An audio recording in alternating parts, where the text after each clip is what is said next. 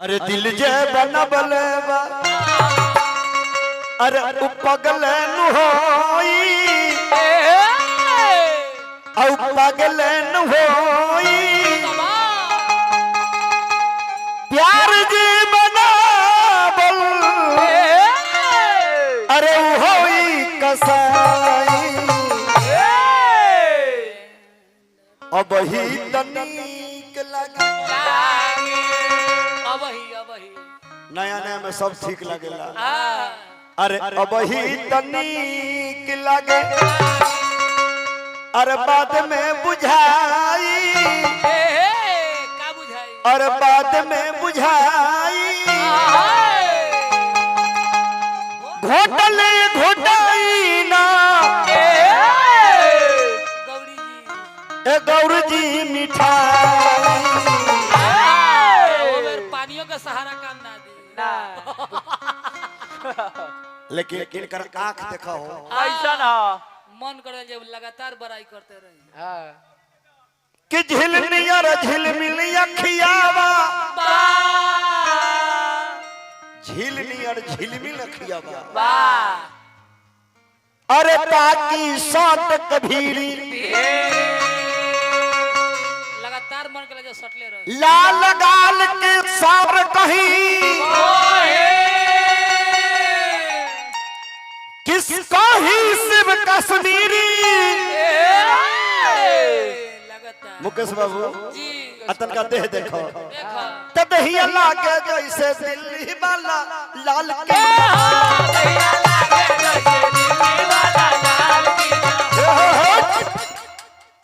तय गो पातर छी तरलो रहकी पर डोलल दिला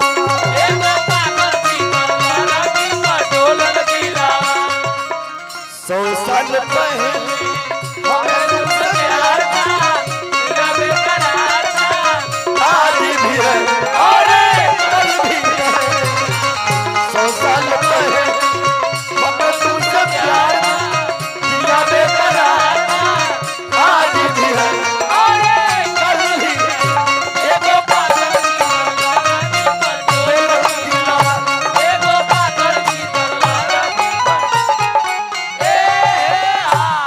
चली बाबू दीपक राय जी बनबीरा निवासी 101 रुपया का आशीर्वाद पुरस्कार दिले बानी भाई हाँ जी यहाँ के भी पड़ोसिया हैं हाँ पड़ोसी बने यहाँ रही भगवान हरि जी के कृपा बनल रहो यहाँ के भी भात खाए वाला बनी प्रदीप राय जी ऐसे अच्छा अच्छा वाला अच्छा ठीक प्रदीप राय जी ये होबे कर हमने के गृहपति गार्जियन जयकर्ता महोदय स्वर्गवासी मरनी देवी के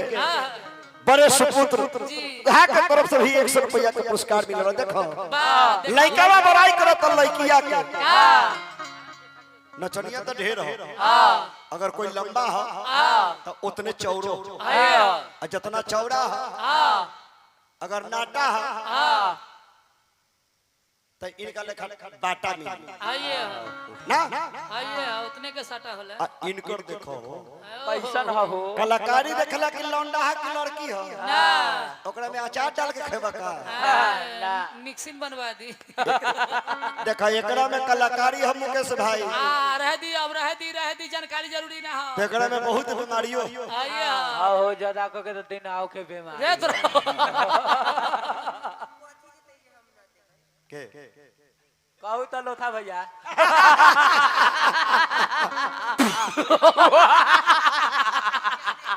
अच्छा तेलो कहला है वो बुझ जाई मने मने हंसलखिन कितना जोर से ना देखो देखिए उनके यह खातिर मुकेश जी लौंडा कहते हैं आप उनके पास रजनीगंधा है जी आपके पास पान पराग जी जी लेकिन है तो दोनों धूम्रपान धूम्रपान लड़का बड़ाई करत लड़किया के खाते जाइए आजमाते जाइए कि कुतुब मीनार के नियर एकर 6 फीटा वाला हाई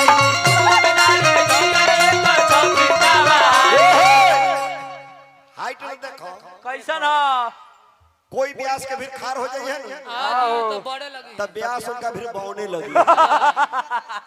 देख फिगर के मतलब कि जीरो फिगर होके चाहिए आए होए गो फिगरे ओकर फिगर है 3 फिगर है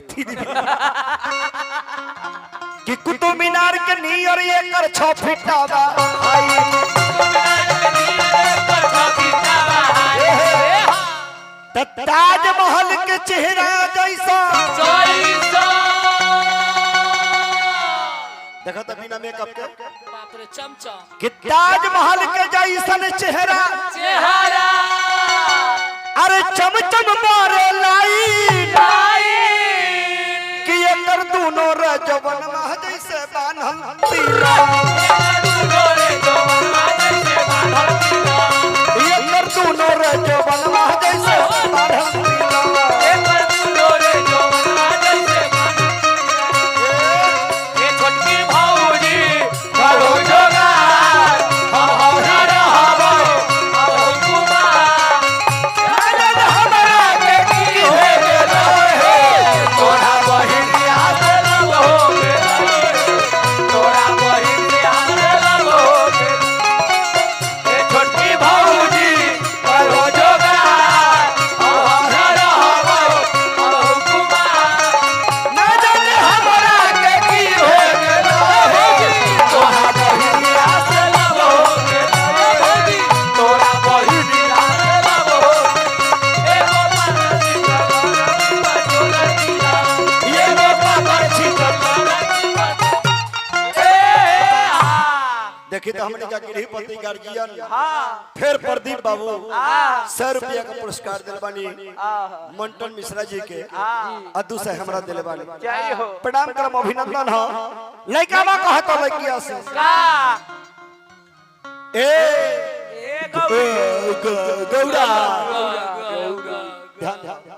इन्ना चीहे तो जैसे पानी में हिलकोरा मारे लगे हां एकदम पानी के हिलकोर जैसे करती है हाँ जी लगता है खाली गौर करियो हाँ जी लगता है सुनामी खराब हो सुनामी आ रहा है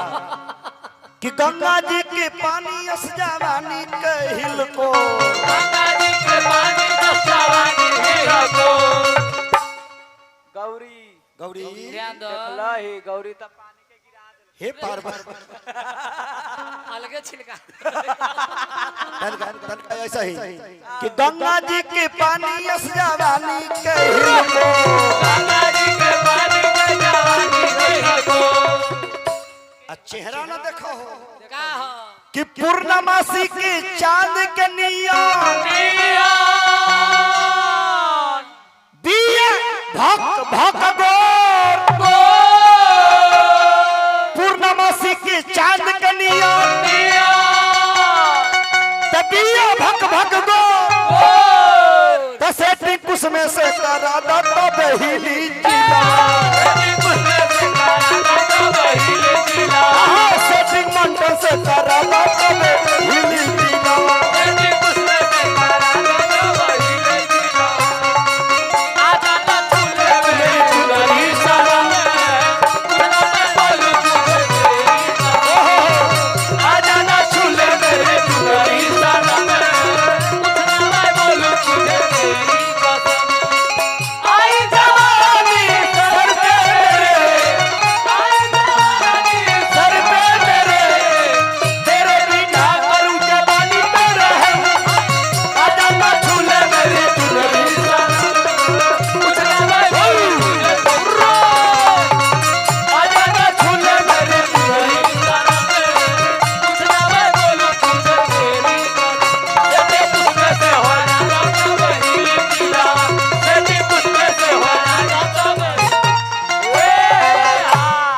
सेटिंग मंडल से करा जाता है हिली जिला बा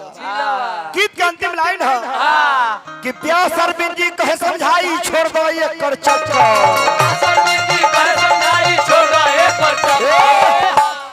कि प्यास अरविंद जी कहे समझाई छोड़ दो ये कर चक्कर सही है आ जे भी कोइले बड़े बड़ाई जे भी कोइले बड़े बड़ाई उ हो गइल बड़का फकर लगता गोइले गो माई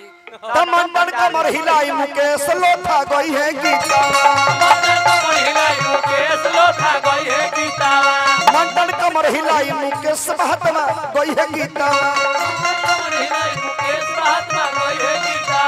एक पातर छितर लड़ा पर